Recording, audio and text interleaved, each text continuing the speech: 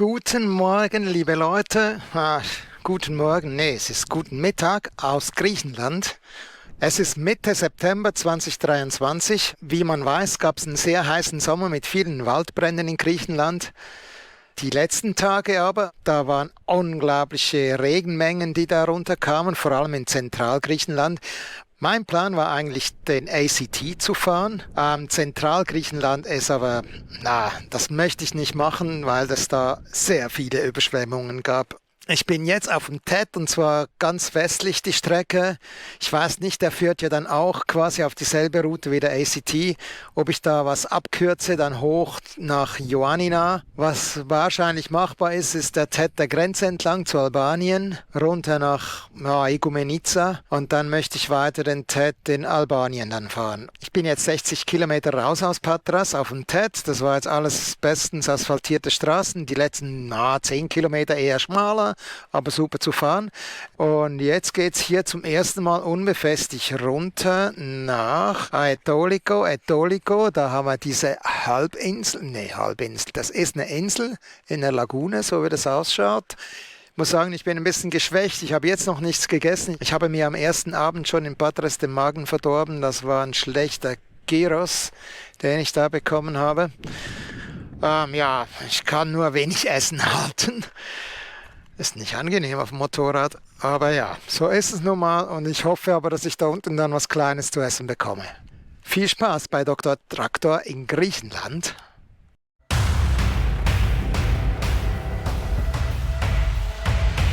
Ich habe keine Ahnung, wo ich bin. Ich war eigentlich gut in der Zeit, aber hier, das ist fucking steil. Jetzt weiß ich nicht, ob ich das wagen soll. Ich kann nur wenig Essen halten.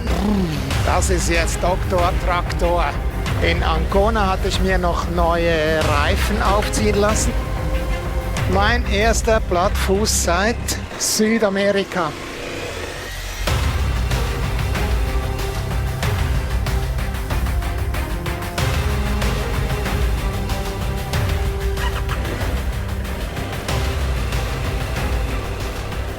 Es sind mir jetzt eben hier 2 LKWs entgegengekommen. Ich hoffe mal nicht, dass es hier unten eine Baustelle hat. Hoffen wir mal, dass es durchgängig befahrbar ist.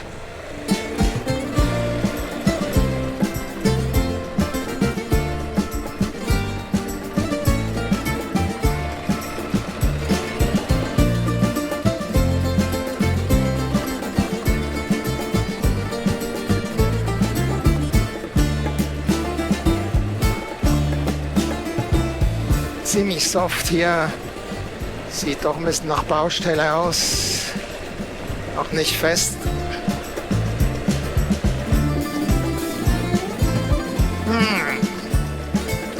Ist seltsam, das war jetzt super schmal.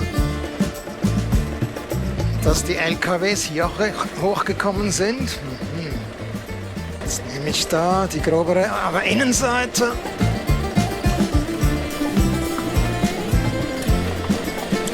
Schon eher recht grob hier, aber okay, für einen Einstieg.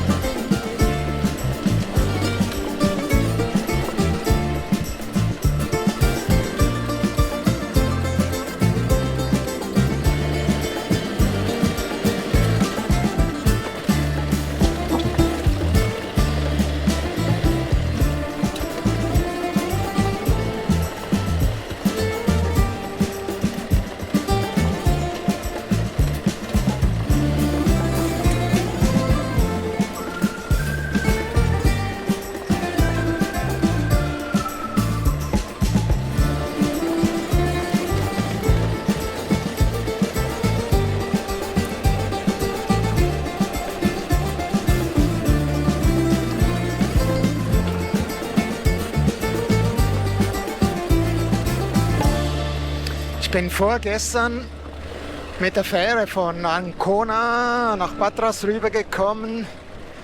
Und da hat es schon auch so ausgesehen, als wären hier nochmal heftige Regenschauer nieder in dieser Ecke. Also eigentlich ganz Griechenland, Albanien war noch schön, wolkenfrei und relativ kurz nach der Grenze sah das dann schon nach Regen aus wie beim Festland. In Ancona hatte ich mir noch neue Reifen aufziehen lassen. Ich bin wieder auf dem Michelin Anarchy Wild. Auf dem vorderen, da hatte ich jetzt 11.000 Kilometer beinahe, oder hatte ich wahrscheinlich.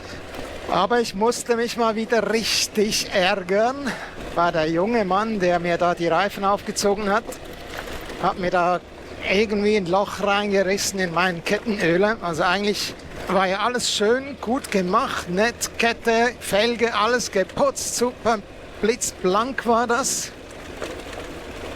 Also zu Beginn hatte ich ja den Originalreifen, was ist das, Pirelli Scorpion Rally STR.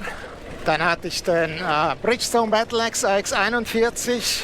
Hinten hatte ich zwischendurch mal noch den Trailmax Raid.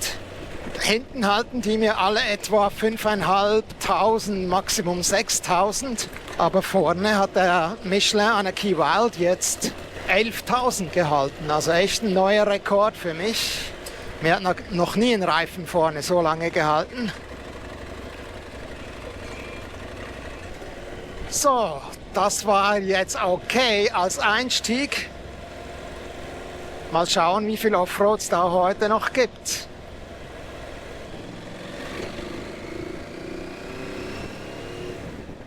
So in diesem Stil geht das jetzt bestimmt schon 10 oder mehr Kilometer hier durch dieses Sumpfgebiet oder was auch immer.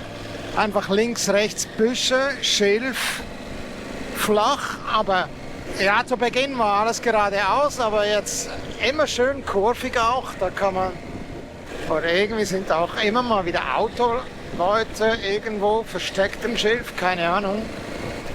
Einfach mit zu schnell fahren, ein bisschen vorsichtig sein, weil da doch immer auch wieder Kreuzungen sind, die man echt recht spät sieht.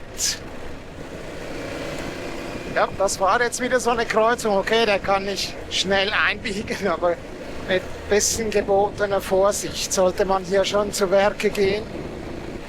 Also wenn ich auf der Karte auf dem Navi gucke, muss hier drüben Wasser sein.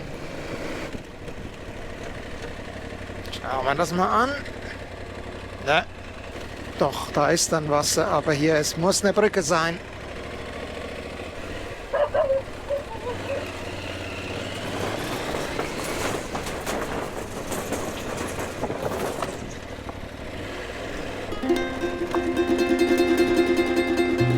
Und jetzt alles sehr improvisiert hier irgendwie.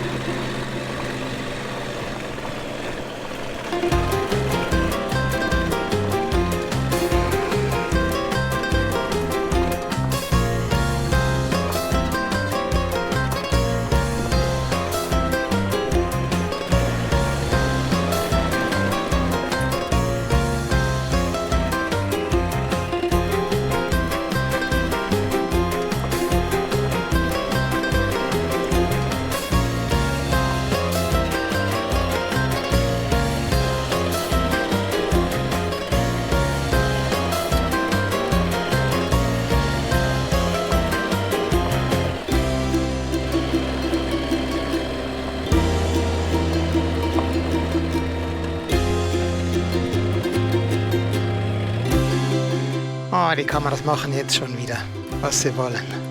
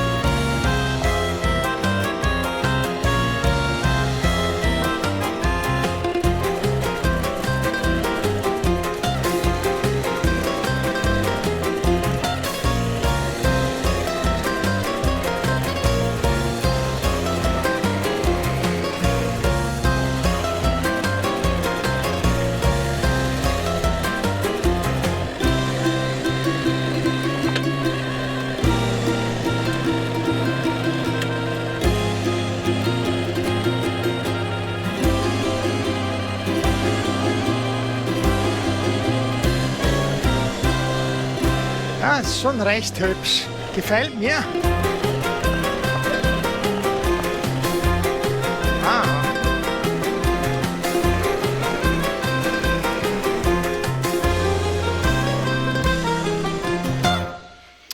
Keine Ahnung, was das für ein Hafen ist da unten. So total in der Pampa draußen. Verstehe ich jetzt überhaupt nicht. Dem riesen Kreuzfahrtschiff hier. Naja, werden wir wahrscheinlich gleich sehen.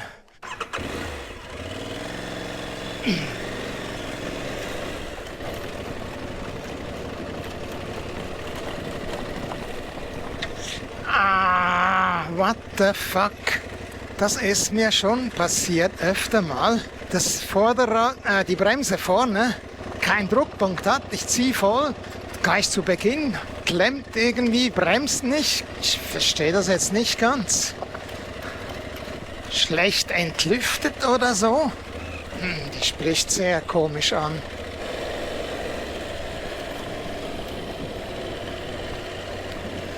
Sieht aus wie eine Werft oder sowas, wahrscheinlich.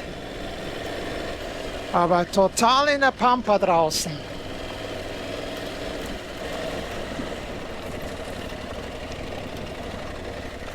Mini-Pigs. Irgendwie fühlt sich das ganze Gefährt ein bisschen seltsam an.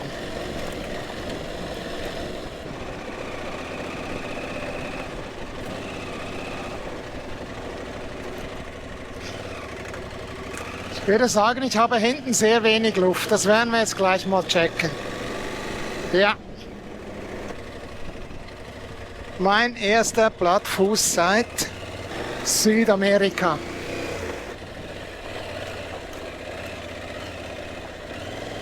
Ich meinte, ich sag's jetzt nicht, ich wollte es echt nicht sagen, dass da ein paar scharfkantige Steine waren. Jetzt wollte ich eigentlich noch auf den Asphalt kommen, aber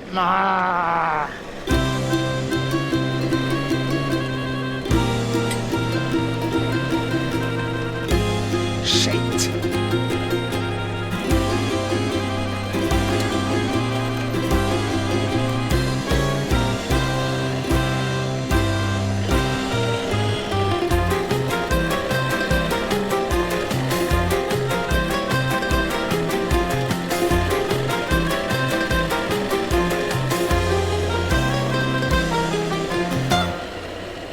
So, da schauen wir uns die Bescherung mal an.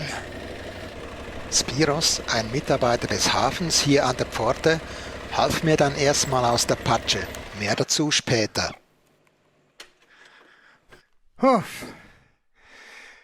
Ich habe keine Ahnung, wo ich bin. Ja, in etwa schon. Aber ich kann diese Ortschaften nicht, keine Ahnung, wie man die dann ausspricht. Des Griechischen bin ich nicht mächtig. Ja, jetzt bin ich da eben da ein Stück TED Offroad reingefahren, das war super heavy, da habe ich umgedreht und habe gesehen, da gibt's eine andere Möglichkeit, bin da rein, jetzt war das immer so asphaltiert, mal wieder so ein bisschen, ich weiß nicht, mit Schwemmgeröll oder so.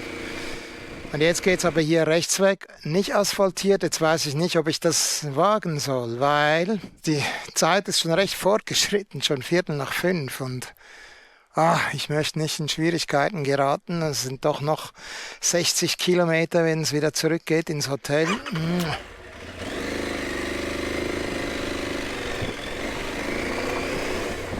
Ja, ich hatte ja diese Reifenpanne und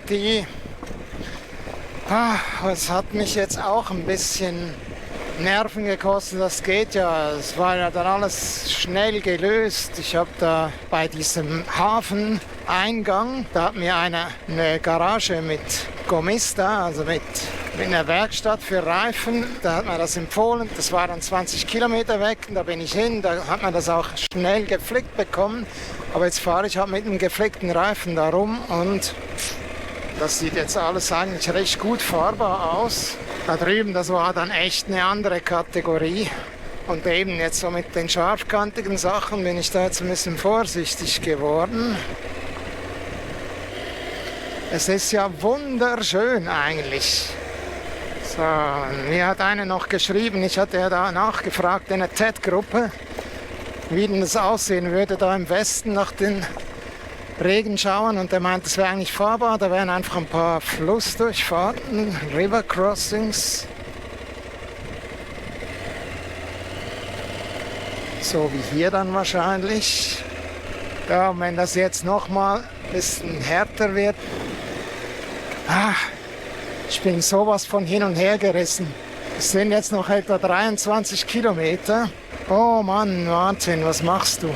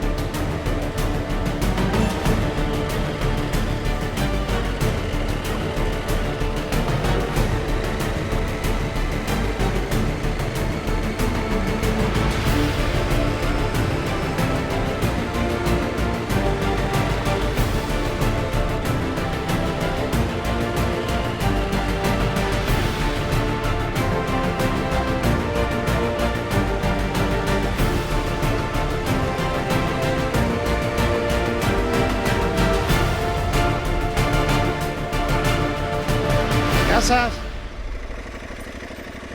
Τι γίνεται? English? Όχι, όχι. Okay. Καλά, καλά. Μετά μοναστηράκι. Άμα συνεχίσει από εκεί, μοναστηράκι κάτω. Bolos? Vatos? Ναι, ναι. Na? Okay.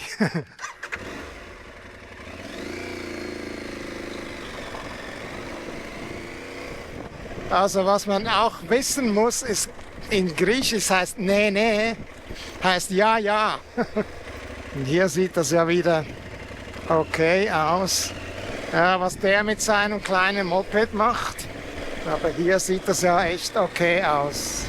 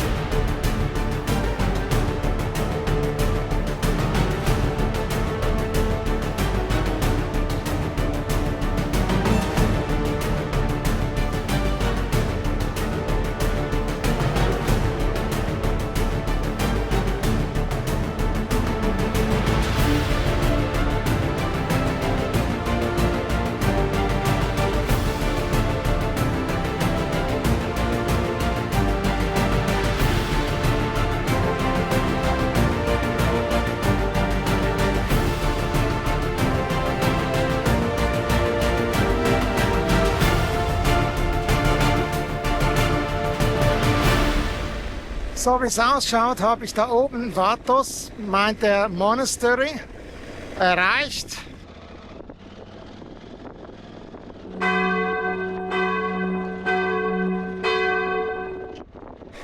Mal schauen, ob das dann runter auch so geht. Ich bin seit 1,5 Stunden unterwegs. Ich hatte in Amphilochia übernachtet. Gestern hatte ich leider wieder mal Mühe mit den Kameras. Die haben nicht mehr richtig aufgezeichnet. Aber das war echt eine geile Strecke. Ich bin super froh, hatte ich das gewagt. Also der Einstieg da unten, der war zu heavy, habe ich ja umgedreht. Und dann aber der Rest, der war eigentlich gut zu fahren. Ich war da einfach ein bisschen gestresst irgendwie wegen der fortgeschrittenen Zeit. Jetzt wollte ich wieder abbiegen ich war auf dem TED, da ging es auf Offroad und das war einfach zu heavy. Das war super grob. Also da war eine gute Fahrspur, aber dann auch auf der Asphaltstraße war zum Teil die ganze Straße verschüttet mit Erdrutschen. Jetzt geht aber hier links der TED wieder weg. Ich mache heute nur noch dieses Stück TED, dann gehe ich hoch Richtung Norden, Ioannina. Ich lasse die ganzen Berge hier aus. So weit der Stand der Dinge und dieses Weglein, dieses Stressen, das sieht eigentlich so von weit her mal gut zu fahren aus. Ja, man sieht es halt doch auch hier, dass es geregnet hat. Ziemlich heftig, so wie es scheint. Ja, das sah schon wieder super viel einfacher aus von Weitem. Ist recht tief. Und auch hier wieder scharfkantige Steine. Ich hatte gestern auf die Zunge gebissen, um nichts zu sagen, nichts zu verschreien von wegen scharfkantigen Steinen. Und voll ist was passiert. Und deshalb andere Taktik heute. Ich erwähne das jetzt mal.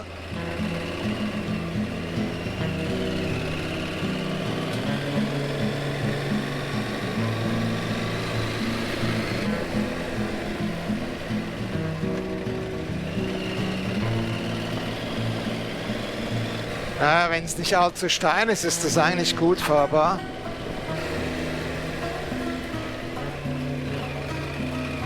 So weit mal zumindest.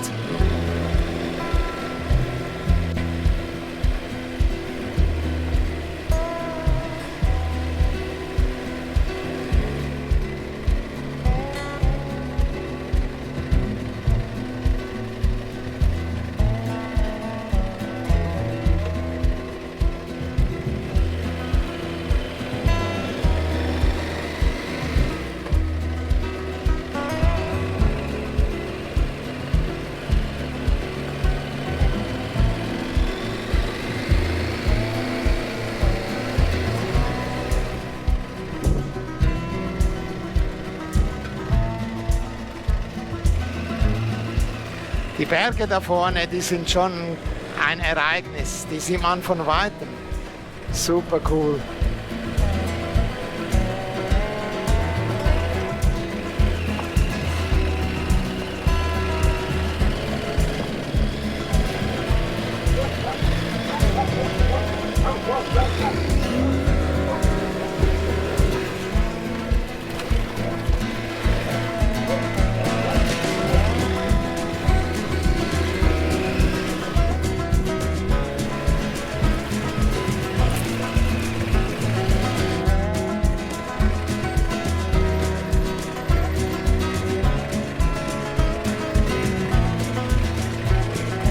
Plötzlich geht es dann bei mir super schnell. Ah.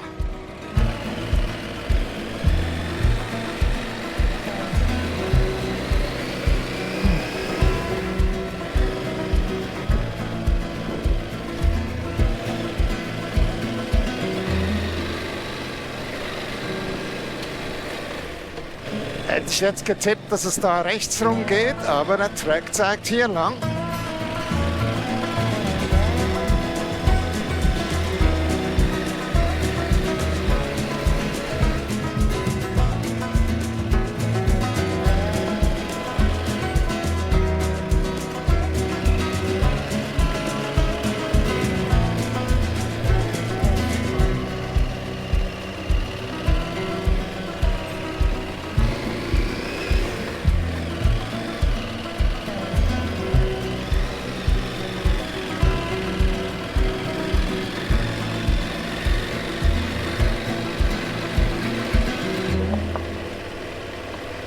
Und jetzt diese Bergflanke entlang, okay, wahrscheinlich darunter.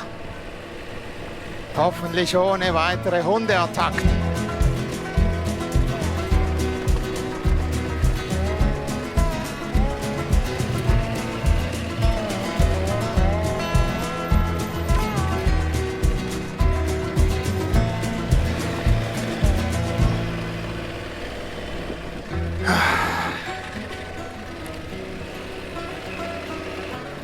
Immer ein bisschen den Bammel, dass ich da auf dem Hof lande wieder.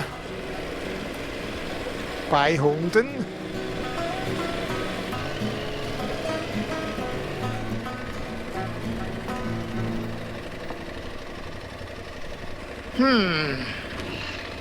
Und da unten, da waren jetzt gerade 2, 3 recht knackige Kehren. Ich möchte eigentlich vermeiden, da nochmal bei dem Hund vorbeizugucken. Also gibt es mal wieder nur Vorwärtsstrategie, sofern irgendwie machbar. Hier wieder super soft.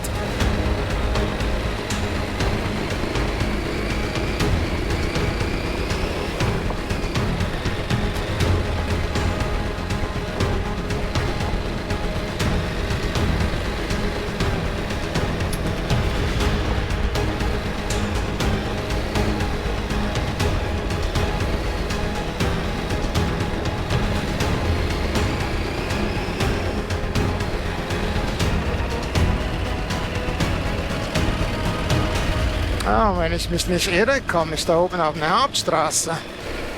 Ja, ein paar Kehren sind da noch dabei. Was jetzt doch heftig erschwerend dazu kommt, ist der Wind. Sehr böig. Oi.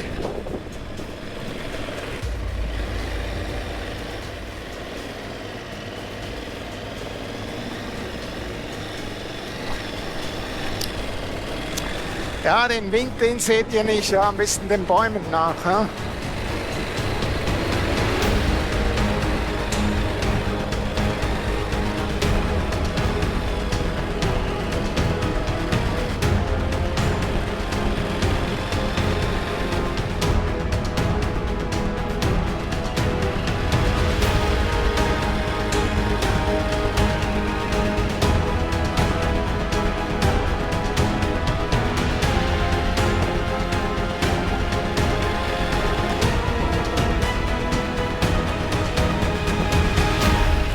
Das ist jetzt Dr. Traktor. Tuckert der da mit 15, 20, ja, knapp 30 da durch die Kurven. So, jetzt müsste ich es eigentlich genau oder gleich geschafft haben, außer meine Route führt auch Offroad und der Ted, die teilen sich hier, dass die beide Offroad weiterführen. Kann schon sein.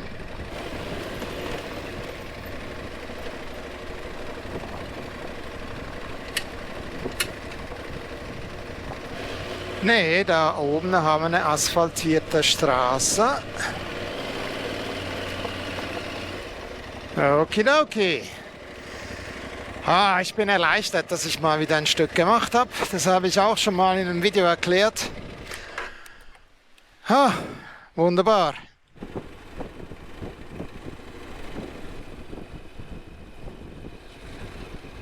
Schon auch hübsch dieses Tal hier, auch wenn jetzt nicht unbefestigt, also befestigte Straße. Mal schauen, wie lange das so bleibt. Aber das ist eine hübsche Ecke hier. Und eigentlich, ja, echt schade, kann ich da den TED, oder möchte ich den TED und ACT nicht fahren, die wären noch weiter in diese Richtung. Nachdem ich da ein ganzes Stück in einer Schlucht oder hoch über dem Stausee mit Schlucht entlang gefahren bin, asphaltiert, viele Steine auf der Straße, bin ich dann so geradeaus, die Hauptstraße wäre rechts weg, ich weiß den Ort nicht mehr, und dann auch nochmal irgendwie 5 Kilometer eine wunderbare, schmale, asphaltierte Straße, den Berg lang, leicht kurvig hoch, und jetzt so wie auf eine kleine Anhöhe gekommen. Jetzt ist diese Straße nicht mehr befestigt, also eine Waldstraße, bisher easy zu fahren, das sind 2, 3 bisschen tiefere Abschnitte, aber bisher alles locker flockig. Erinnert mich ein bisschen an den Velebit in Kroatien. Das ist jetzt weder Z noch irgendwie was, das ist eine Eigenkreation. Ich habe jetzt da eine Route eingegeben Richtung Ioannina. Habe ja nicht wirklich recherchiert, was da jetzt Asphalt ist oder nicht befestigt. Also ich war immer der Meinung, ich hätte Asphalt eingegeben, aber das sind ja so gut, ja, ich sage jetzt nicht wie asphaltierte Straßen, aber breitere Straßen, die so auf dem Navi als weiße Straßen ausgezeichnet sind. Da gehe ich jetzt auch davon aus, dass die eher fahrbar sind. Später dann wird es ein paar Serpentinen geben, einen Berg runter, denke ich. Gucken wir mal, wie das dann ausschaut. Was hier bestimmt mal angenehm ist, das sind die Temperaturen. 23 Grad, ein bisschen Erfrischung, also perfekt. Ja, meine berechnete Route, programmierte Route, die wäre da oben lang gegangen und dann auf der Kreuzung zu dieser breiten Kiesstraße habe ich Pause gemacht. Da kam ein Bauer auf seinem kleinen Moped und mit kein Griechisch, kein Englisch sind wir nicht weitergekommen, wie ich den gefragt habe. Dann ist nochmal ein Mann daher gekommen, sind wir auch nicht weitergekommen. Dann ist seine Frau gekommen, sind wir auch nicht wirklich weitergekommen, aber sie meinten mit Handzeichen, das da drüben, das wäre dann eigentlich nur zu Fuß machbar. Da dachte ich, okay. So weit, so gut mit Griechisch, mit Handzeichen. Und jetzt ist das halt eine breite Kiesstraße, ist jetzt auch okay für den Moment. Passt.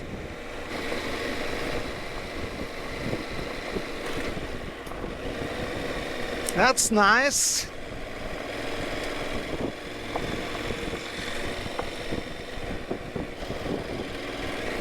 Ah, ich weiß, weshalb das so eine breite Piste ist.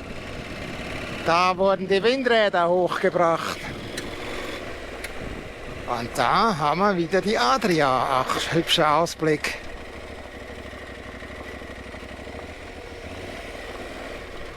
Und wenn ich nicht total falsch liege, dann liegt da an der Ecke unten Arta, eine größere Stadt.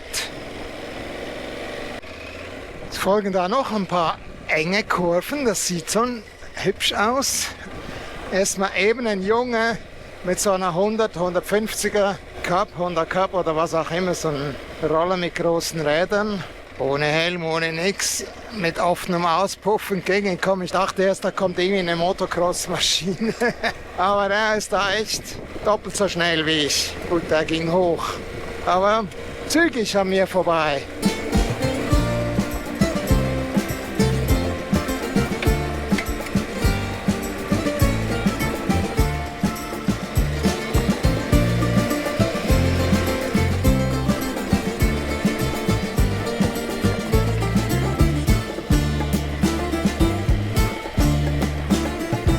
Echt hübsch hier. Wow, geil.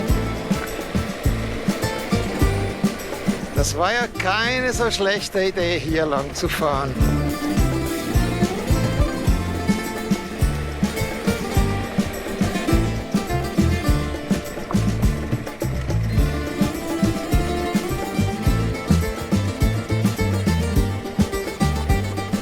Ja, mit sowas ist er hochgeschossen gekommen.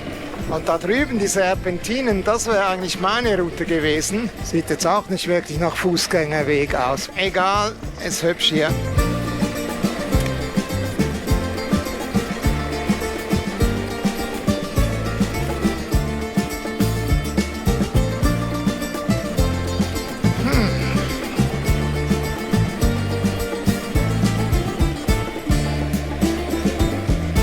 Das sieht jetzt eher nach originaler Straße aus und für die Lastwagen, die die Rotorblätter da hochbringen, haben die Piste da vorne weitergebaut, ist aber nicht im Navi ersichtlich.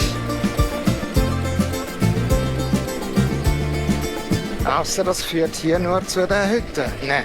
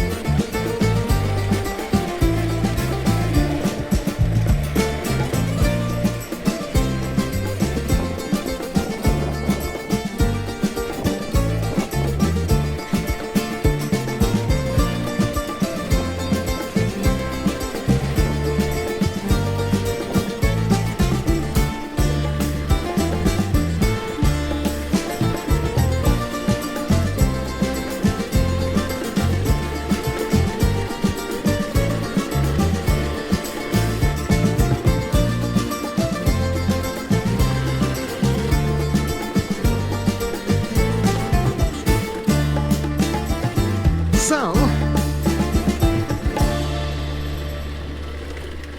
Ah, das war ein hübscher Ausflug, eine hübsche Ecke zu oder angehängt. Das wäre auch alles viel direkter gegangen. Habe ich eine Straße gesehen beim Programmieren der Route gestern, dachte ich, ja, hänge ich mal rein und passt. Ich bin hier vor einer tricky Abfahrt. Ich weiß jetzt nicht, ich habe mich schlau gemacht auf Satellitenbildern. Müsste gehen, es sind nur 3,5 Kilometer zum nächsten Ort. Die Hauptstraße würde da unten durchführen. Ja, ich wage es jetzt mal. Ich habe da lange hin und her gemacht, ob das Sinn macht. Aber ich probiere das jetzt mal.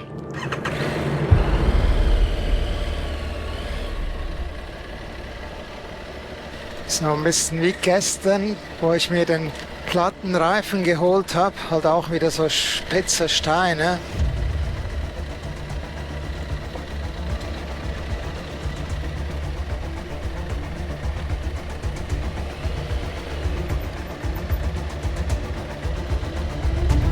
Ja, so weit habe ich nicht geguckt.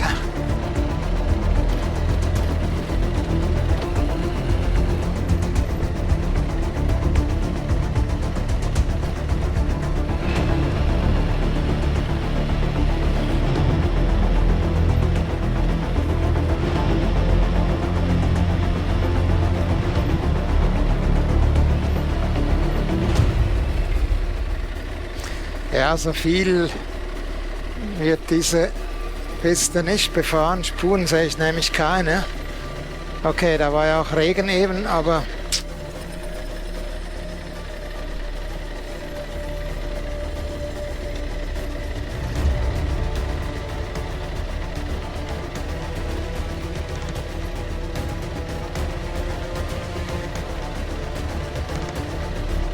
ja, die Hälfte wäre geschafft.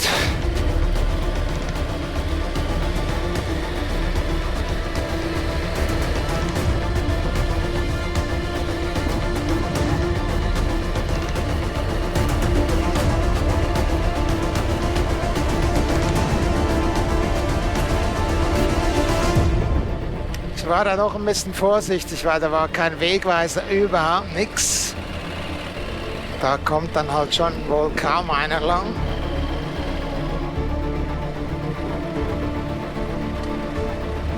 Jetzt wird es nochmal richtig steil hier runter, okay. Vorne dann nochmal 2 Serpentinen.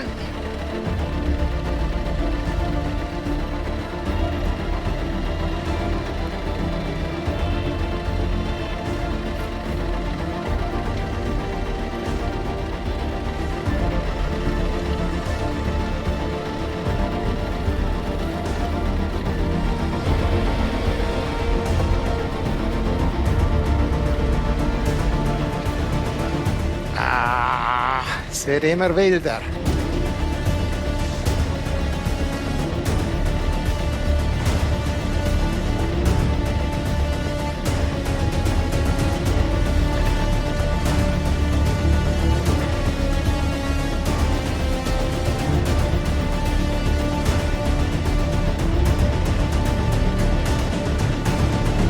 No. Ende der Fahnenstange, ne.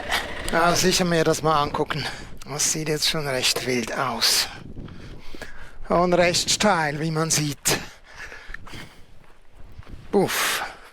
Ich hoffe, ihr seid auch beim nächsten Mal wieder mit dabei und freue mich über jedes Like und jedes Abo. Könnt jetzt bis unten latschen, aber ne, es ist schon sehr steil. Doch nichts mit Frühhotel. Wieder 5 Kilometer zurück. Ich war eigentlich gut in der Zeit, aber hier, das ist fucking steil. Wahrscheinlich 25% da. Da muss ich erst noch gucken, dass ich die Maschine da wieder wegkriege. Das ist super steil.